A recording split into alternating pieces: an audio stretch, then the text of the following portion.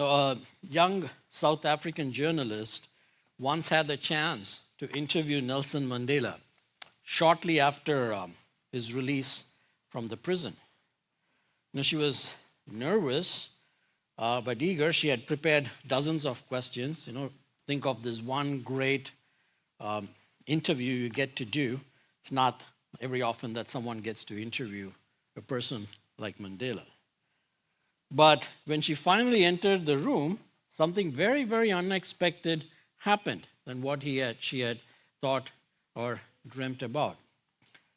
Mandela stood up, walked over, and shook her hand with both of his. And then he said this, looking in her eye, "Thank you for taking time to speak with me." The young journalist was stunned. He thanked me. She could hardly ask any questions she had written down to go and ask him.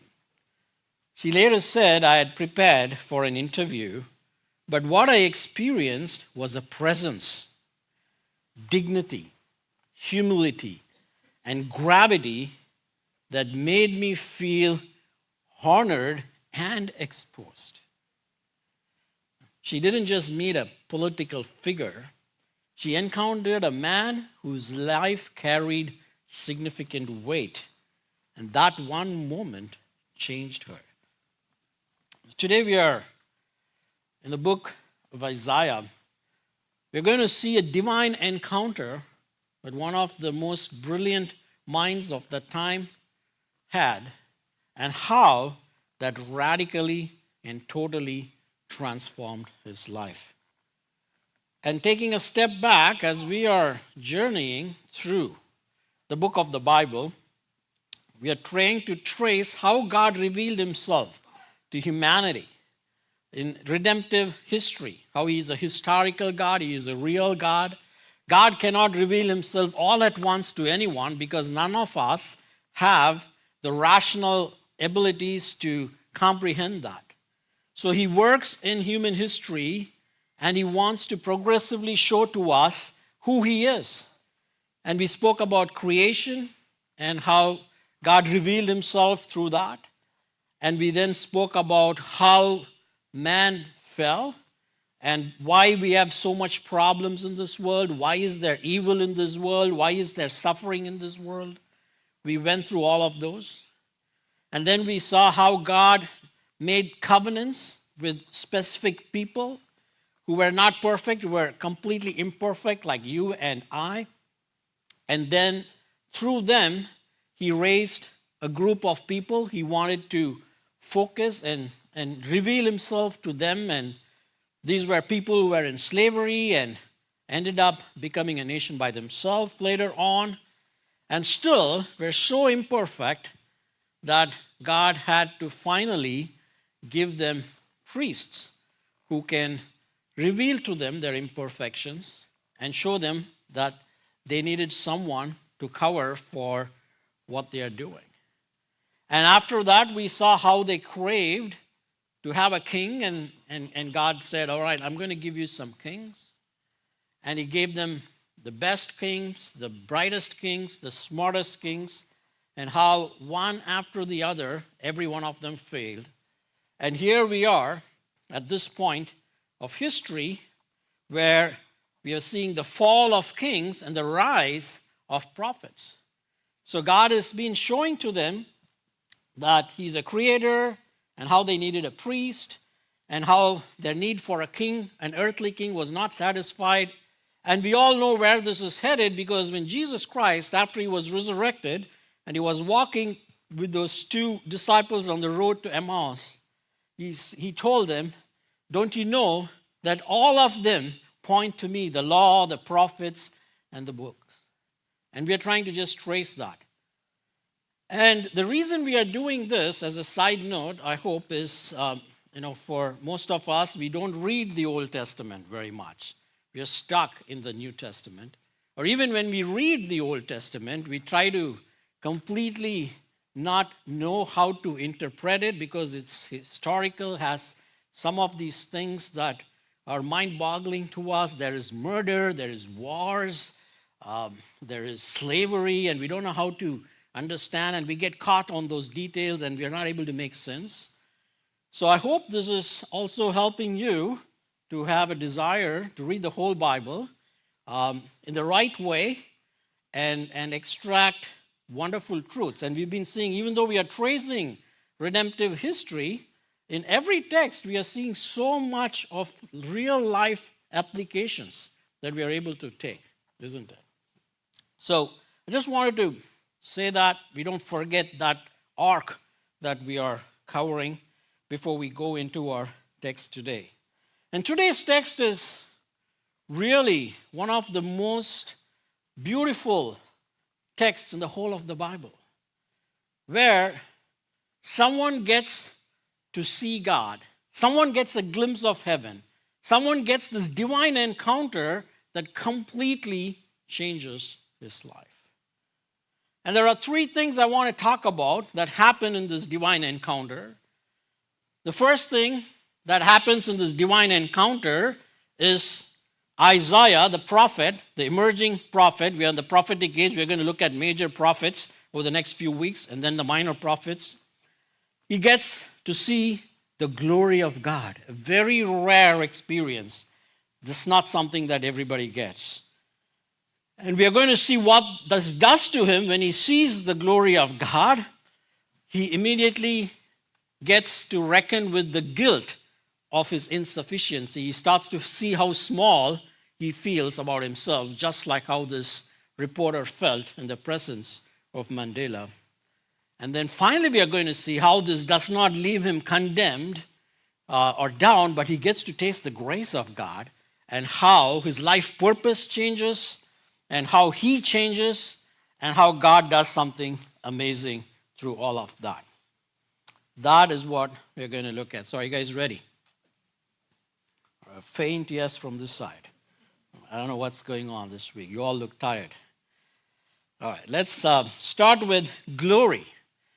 So the first few verses in Isaiah begins with this. It begins with a historical note. It says, "In the year that King Uzziah died, I saw the Lord sitting upon a throne high and lifted up, and the train of his robe filled the temple."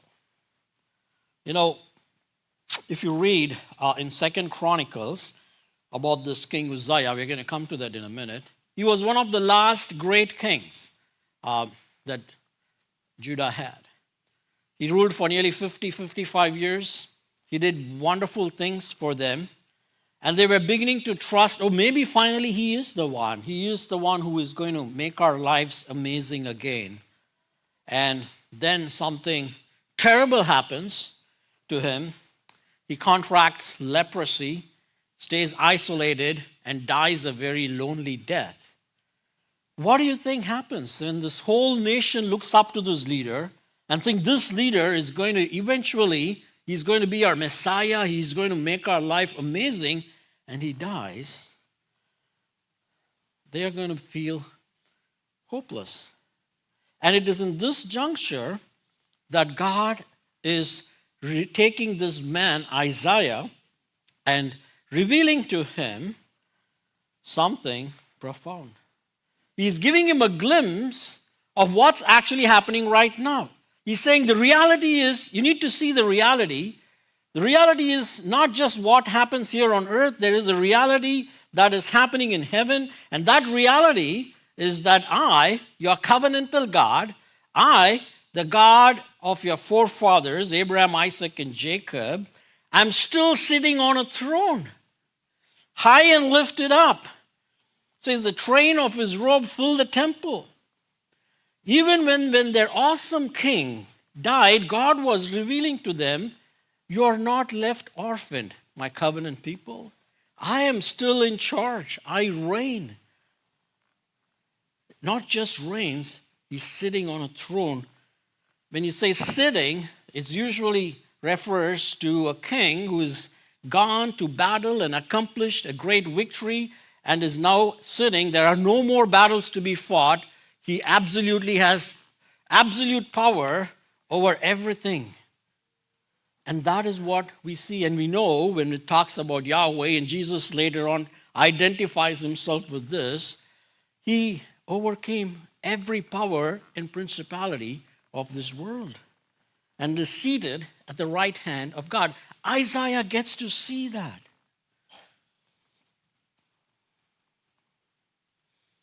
You know, that's something we need to remember of where we are and what is life right now. What is reality? Reality is not just what we see here on earth. You know, John Murray, a Reformed theologian, would call it as prospective eschatology. We need to live in the reality that our life is not just over when we live here and die. There is a life beyond death. And even right now, there is a life that you and I get to experience, a spiritual life, reigning together with Christ in heaven. And it's because of that we can even now enter God's presence and not feel completely lost or hopeless when life throws a curveball at us. Even now we can say when bad things happen to us that our covenantal God has not given up on us. He wanted the Israelites to know, hey, don't lose hope, I still reign. And he wants you and I to know that he reigns. He wants you and I to know he still reigns. When you lose a job, he wants you to know life's not the end. I still reign. I'm watching over you. When I fall sick, God reigns. When I lose a loved one, he reigns.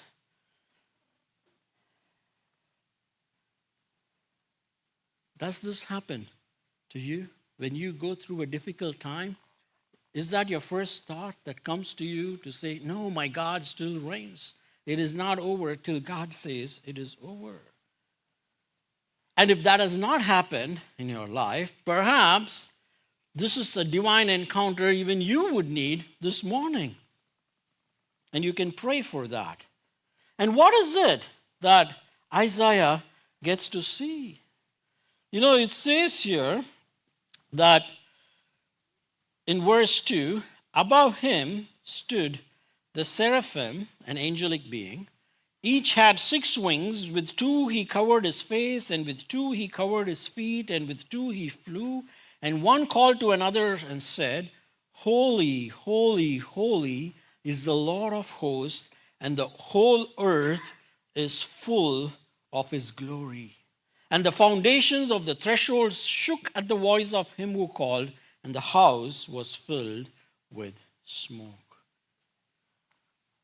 You know, what Isaiah gets a glimpse of is the glory of God. You know, the Hebrew word glory, as we have heard several times before, is not the way in which we use glory in contemporary times. It's a word that literally means weight, just weight. And it refers to a contrast between something that's permanent versus something that's ephemeral and illusory. It means the substantial, the important versus the unimportant. When it talks about God's glory, it's talking about God's weightiness, that compared to everything else, God alone is permanent. God alone is real. And God alone matters. Compared to anything else, nothing but God matters. You know, if you drop an object that is very heavy into water, there's a flood. It displaces the amount of water that it occupies. If you drop an object heavier than ice onto a coating of ice, there is an ice quake. It just breaks. Because the object has more glory, more weight than ice, that the ice breaks apart. Because the object has more glory, more weight than water, the water gives way.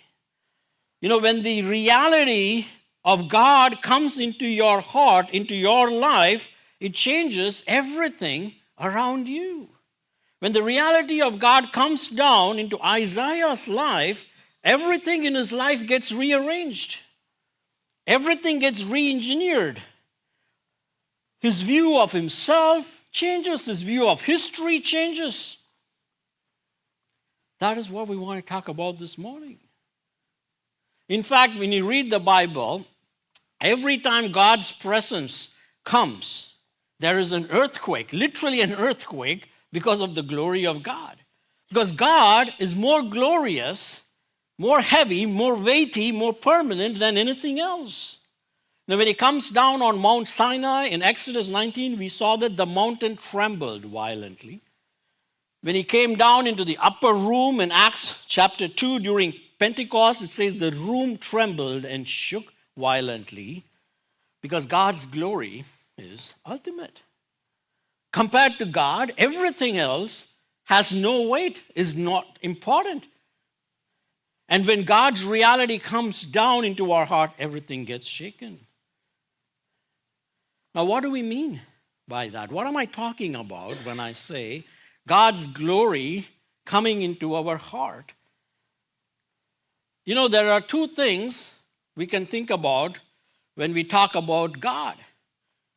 For some of us, the idea of God may be acceptable. We may say, I believe there is a power. Something must have been there that created this world, and it's totally fine. And God remains an idea or a concept. And yet, He can just be that and never a reality. There is a difference in believing in God as a concept or an idea and having an experience of God's glory. When Isaiah walked into the temple and saw the Lord high and lifted up and his train filling the temple, he just didn't say, oh, I believe there is a God. Of course he believed, but God was just a concept till this moment, but then he became a reality when he saw the glory of God. Now, the difference between a concept and a reality is this. It's all a matter of glory. God as a concept is someone who is lighter than you. When you bring God as a concept in your life, you get to shape that concept of God. It fits in around your existing patterns. It doesn't move you around. If you believe in God and it just hasn't changed your life very much, whether you're a Christian or a Buddhist or a Hindu or an atheist or an agnostic, then God is just a concept. A God concept really can't change your beliefs around. It just fits in with your existing beliefs. We believe in God because I think, oh, there must have been a creator because that makes sense why I'm here. Or we believe in God because in the future we are hoping we're going to go to heaven. Or we believe in God as a good force or something like that. But we don't believe in God in a way that He comes in and rearranges our life or our beliefs. If the only thing that has changed when you became a Christian, or if you're born and raised in a Christian home, is that your idea of God has changed and every other aspect of your life has not rearranged, then the glory of God has not come into your life. We are made to fit God with your existing beliefs. You get to shape the God concept, and the God concept doesn't shape you. You have more glory, more weight than the God concept in that case. This God idea is lighter because He's just out there, just sticking around on the periphery of your life, and you're just running your life the way you want it. You're more weightier than the glory of God.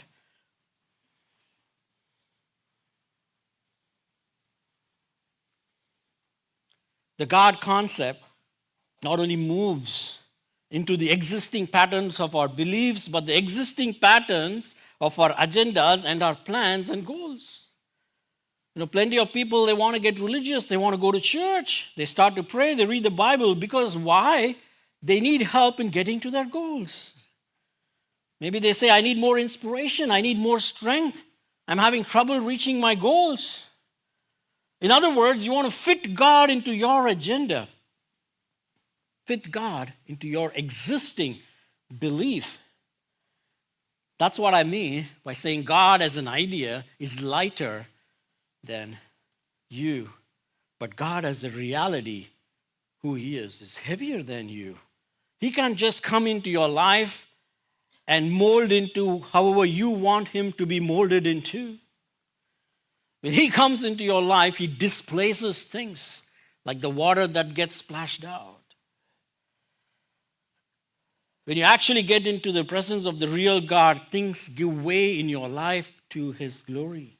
Things you've always believed, perhaps, and believe very deeply even, are changed by His word. Because God has more weight and glory than your beliefs. He can change things you think. Also, God, instead of God being fit into your agenda, He becomes your new agenda. He radically changes your priorities. Your agenda, my agenda, apart from God, we all have the same agenda in life, isn't it? Which is to have a very safe, tidy little life, to watch our back and be careful and to look out for number one. That's the life we all want. But God, when His weightiness, His glory comes in, He's going to say, sacrifice your individual needs.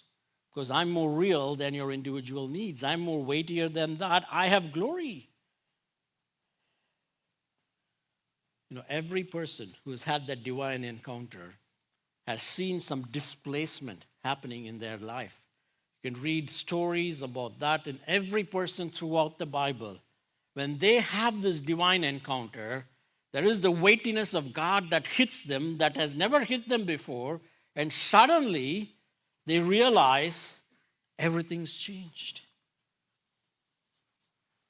May I ask you, my dear friends, have you had that divine encounter with God?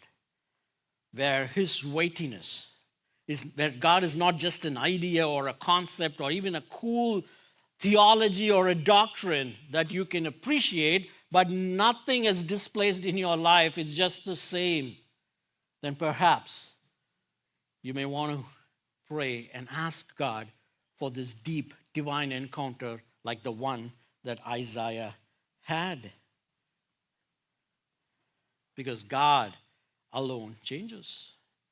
And when we keep chasing and pursuing all these other things that we think is going to make our life stable, is going to make our life great, is going to give our children a great future, all of that can be snapped in a minute.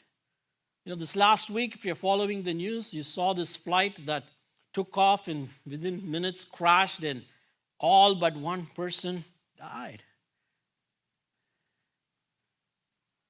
Life's just a fleeting dream. Anything can happen anytime. And when you and I die, what do you think we are going to be remembered for? What do you think is going to happen to all those things that we spent our time and energy and effort into to create a safe future for ourselves, to create a safe future for our children, to create a safe future for our name? I'll tell you what will happen when you die.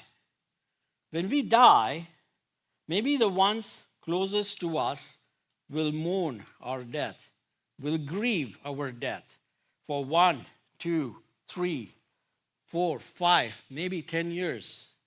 And then life goes on. And you're remembered no more. Everything vaporizes because we are weightless.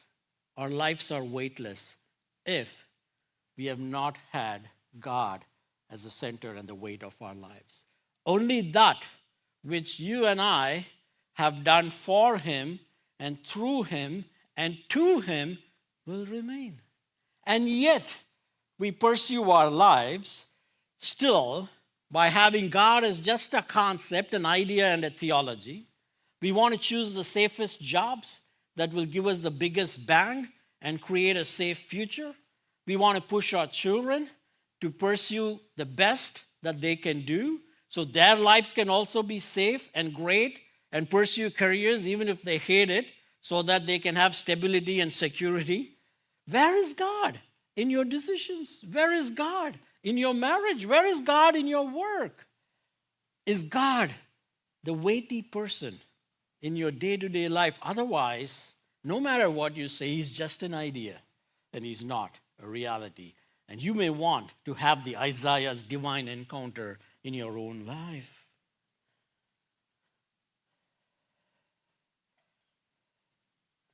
And God's glory, his weightiness ultimately was that he conquered sin and death. And how do we approach such a glorious God? You see, these seraphims, I haven't done much research into it, but the little that I read, they say they are these sinless angelic beings. They have like 6 wings covering. They cover their face and they even cover their feet. And they are flying. They don't even want to rest because of what they have witnessed. It's worship with reverence. They kind of give us or challenge us with this question: how do we walk into worship? How do we walk into God's presence, whether it's in your own personal prayer time? How do you approach going to God's presence?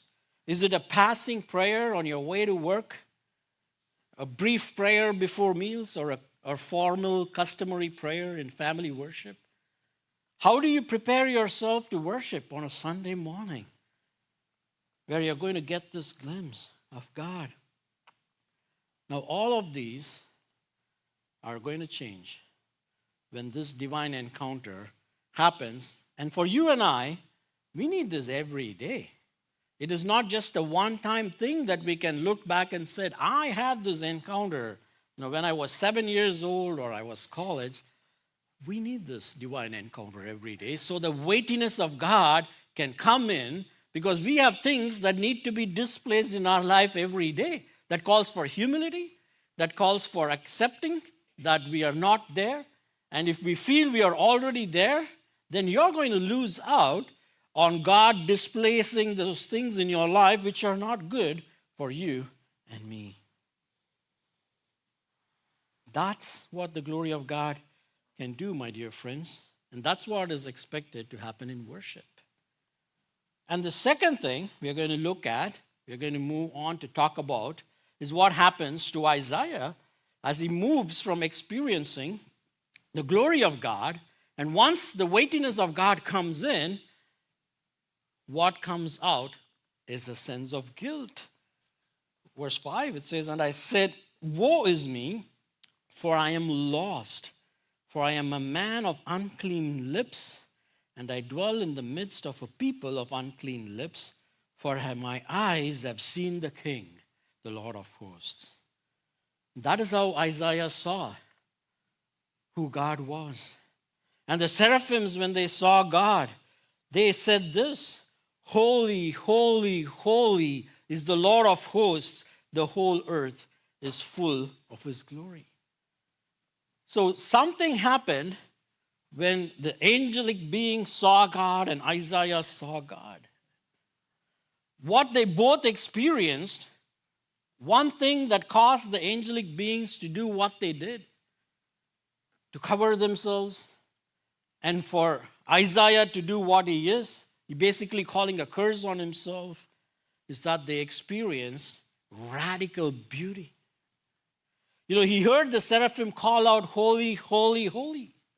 In Hebrew language, often magnitude is conveyed through a doubling or repetition of words.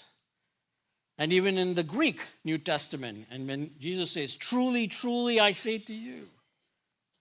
But nowhere in the Hebrew, in the Bible, is any quality tripled like this. Because that's how important this is. God isn't just holy. It says God is holy, holy, holy. It's a category beyond categories. So what is holiness? Hebrew scholars say the Hebrew word kadosh means, on the one hand, superlativeness, infinitely unique superlativeness, or something that's so distinct or set apart from everything else there is absolutely no comparison to it.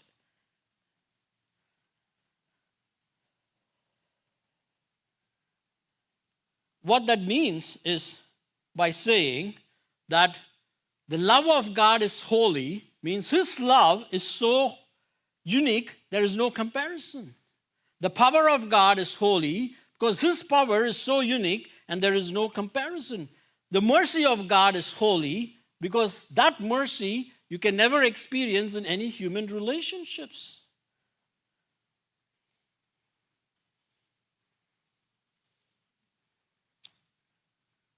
And it says they're adoring His holiness.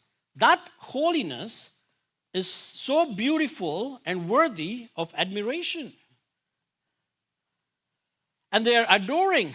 We tend to adore something or we appreciate something when we have a benefit that comes from that, isn't it? But here it says the seraphim are adoring God not on a basis of cost-benefit analysis, not because God pays off in terms of power or approval or comfort or control or security or significance. They're just adoring Him because of who He is, because of the beauty of who He is. What good is it that it is calling for adoring? How in the world, you may ask, can someone find holiness, this unique, infinite otherness of God, the superlativeness of God, so beautiful and attractive in itself? The Puritan Jonathan Edwards, he points this out beautifully. And this is what he says. Jonathan Edwards points out, the power of God is something you could get excited about selfishly because it's of benefit to you. Oh, I have a powerful God. He's going to do something great and, help me overcome these obstacles. The wisdom of God is something you actually can get excited about selfishly too because it could be a benefit to you.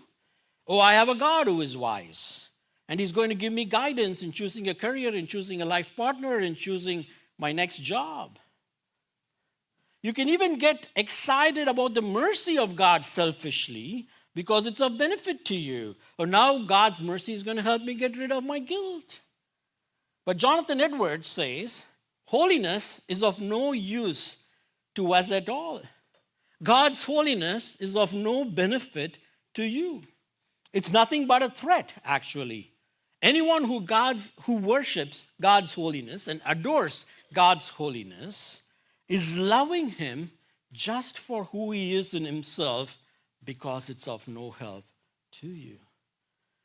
Someone says, how in the world could you possibly get to that place where you see the beauty of His holiness, especially when you think of my issues? Do you know what holiness is? His holiness is superlative. His holiness is the fact that you cannot beat God because His power is holy power, omnipower, and you can't question God because His wisdom is holy wisdom, and you can't escape God because His presence is holy presence. His holiness is nothing but a threat. But how could it be beautiful?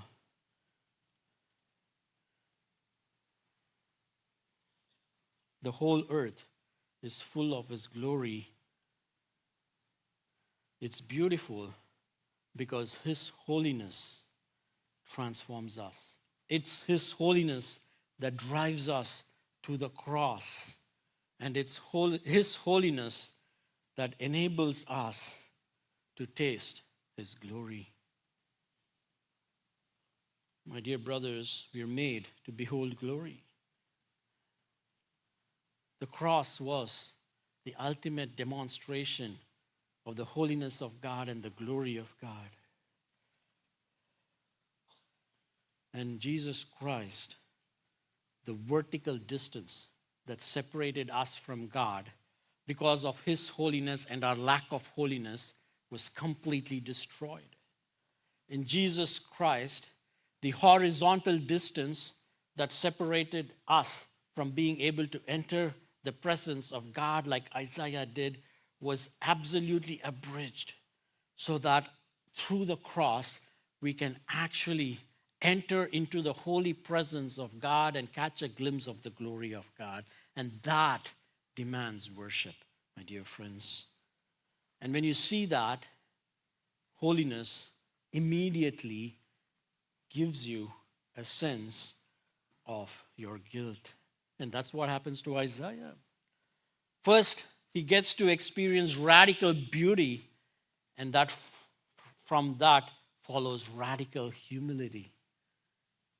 Just like this journalist had with Mandela, he says, woe to me, woe to me. Basically says, I don't deserve to live. I'm ruined, I'm undone. For I am a man of unclean lips, and I live among a people of unclean lips. What's happening here?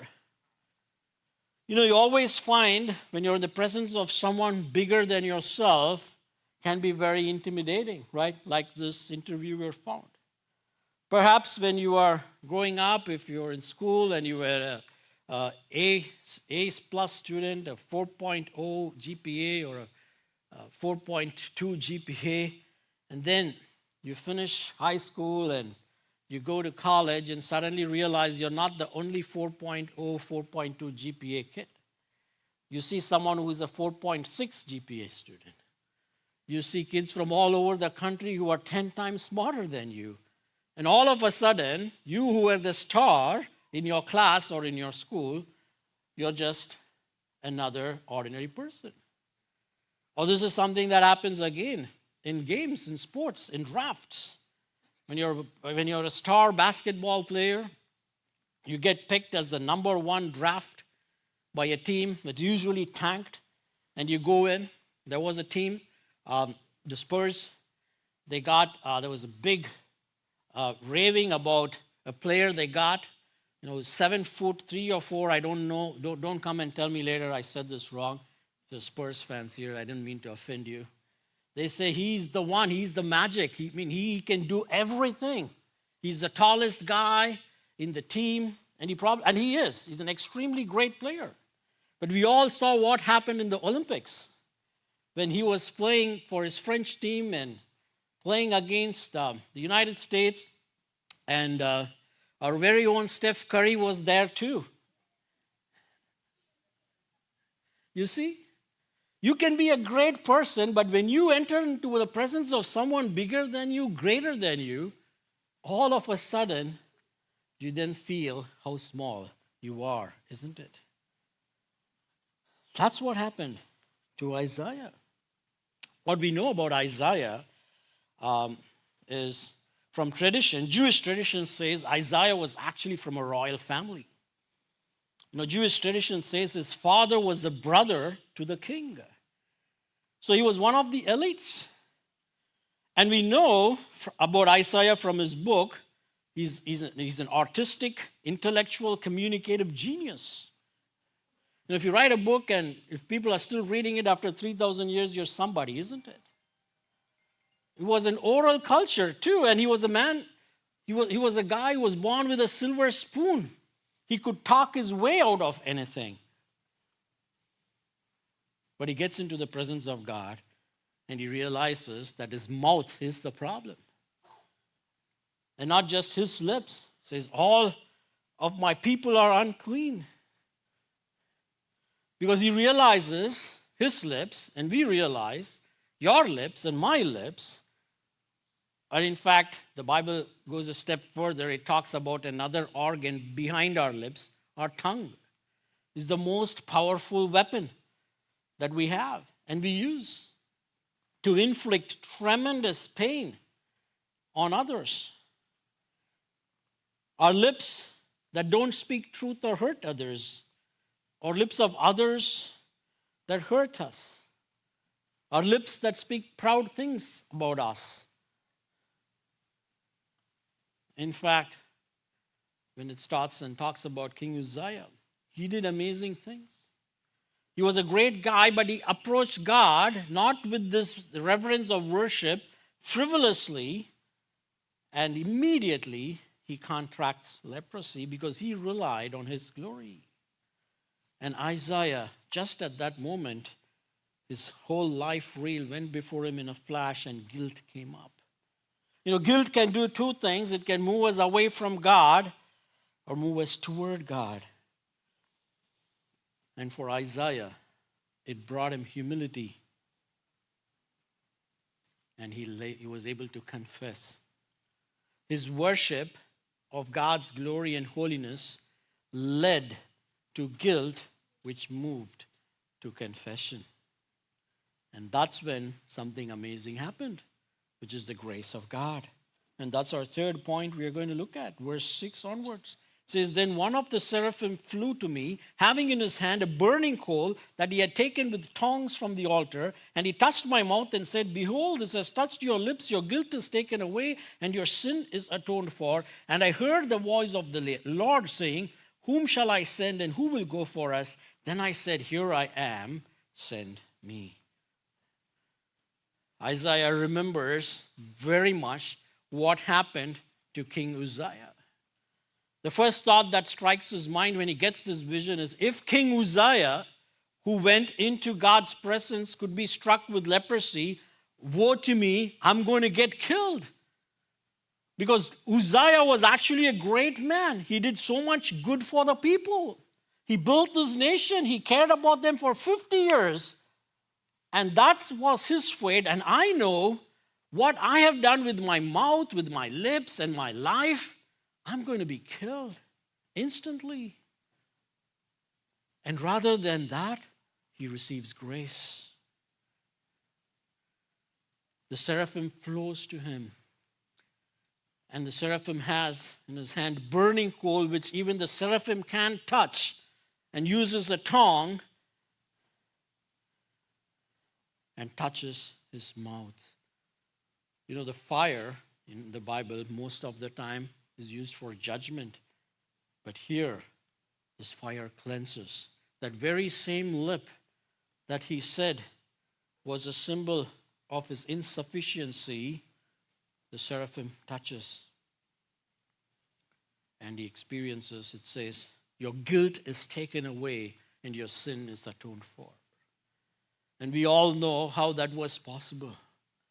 For you and me, when we come to that place where God is no longer a concept, when we realize the weightiness of God, how He is so perfect, so holy, so powerful, and how when He comes into our life, we get the same effect and recognize instantly our heart's deceitfulness, our sins, how we have hurt each other in our marriage, in our friendships, and those outside, and how we have lived our lives selfishly.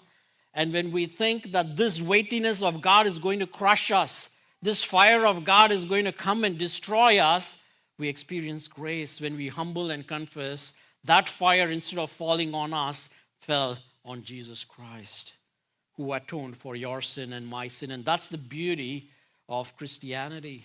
That's the beauty of the love of God. There is no other philosophy or religion that proclaims this concept of grace. We don't have to work hard and do karma to earn God's grace in our life. It is all done by Christ on the cross. And Isaiah receives grace. The fire cleansed him and freed him. And there are three things that Isaiah does in response. His life is now transformed. He now has a new vision. He has a new purpose.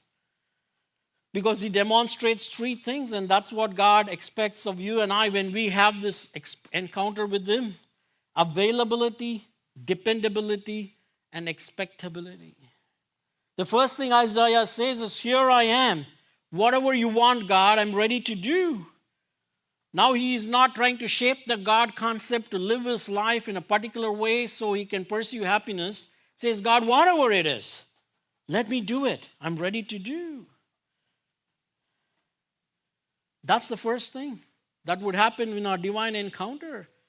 It may be costly, it may be difficult, it may go contrary to every grain of human wisdom and your wisdom, but are you available to go where God asks you to go?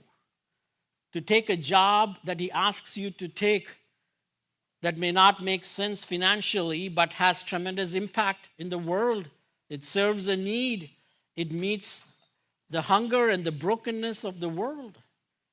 Are you willing to go and pursue a career path that is going to not be the most prominent, successful, high-paying one, but the most rewarding one because it blesses somebody else? Because God has now changed your heart. And when you have that divine encounter, and many saints have shared this, He removes the joy out of your heart from everything you wanted to do until that point of time. There is nothing that will give you joy unless you land on that thing that you were made for and God wants you to live for. And that requires a boldness that comes from having such a divine encounter. Are you available this morning for God to do that? Second is dependability. God says, I have a job for you, Isaiah. Here's the job profile. After He says, here I am, send me, He says, I'm going to give you a job. It's not just the toughest job. It's actually a fruitless job.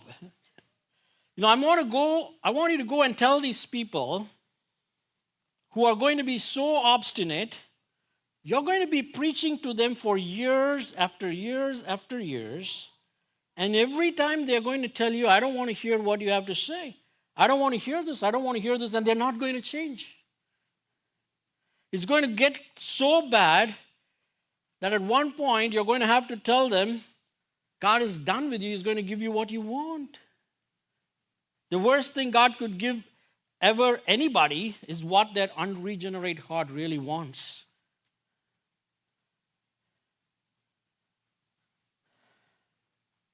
Does Isaiah take this job? We know he did, because there are another 50 plus chapters that come after this, where Isaiah goes doing that very same thing God calls him to do, being so dependable. There was no individual fulfillment here at work for him. But that's what happens. You don't care. That's not what you want, because you've tasted the weightiness of God in your life. And if you're going and volunteering somewhere with your time, whether it's at church or anywhere, why not work? You're not going to volunteer around your travel plans. You may want to work your travel plans around your volunteering duties. When you're planning or pledging to give money for philanthropy, whether it's to church or outside or other nonprofits, instead of just giving what you're not going to miss anyway, you're going to give in a way that it's going to make a difference and pinch you in your life. You're not going to take up jobs, even whether it's in our church, that almost gets no applause. You're not going to be seen or doing it, but you would still love to do it. And you know why you would do this? Because it's not really worthless. There is hope and there is grace for everyone. That very last chapter, he says, these people are going to be so stubborn, they're not going to listen to you. I'm going to keep chopping them down. In fact, right now, at the very gates or the border of Judah, the Assyrian Empire, they're just going to wipe down and chop all these people down to the barest root, and a stalk is all that's going to remain. You're going to see that, Isaiah. But guess what? There's life in that. There's a small remnant who are still there. And I'm going to show my grace to them and through them. And out of that is going to come a bigger redemption for the rest of humanity. I'm eventually going to create an entirely new heavens and a new earth. That's what happens. And God calls you and I, my dear friends, if you've had this divine encounter, to not just live an ordinary life, but a missional life.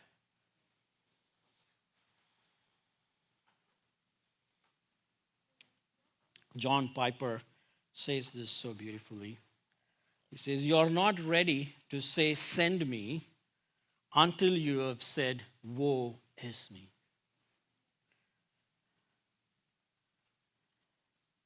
Let me ask you, my dear friends, by way of application, do you believe in God? Or have you encountered him? Is he just still an idea or a concept? Or have you let that weightiness of God sink into your life? If not, I would ask you and encourage you to reach out to someone and spend time just reading this very chapter today and ask God to show you his glory, which none of us can do and only he could. Or if you're in school or seeking work and you're asking, what do I want to do? Or what is God sending me to do? Before you make your next big decision, pause and pray this prayer that Isaiah did. Here I am, Lord, send me where you will, and wait for those doors to open. And don't choose your next step solely based on comfort or safety or success or security, but on your calling.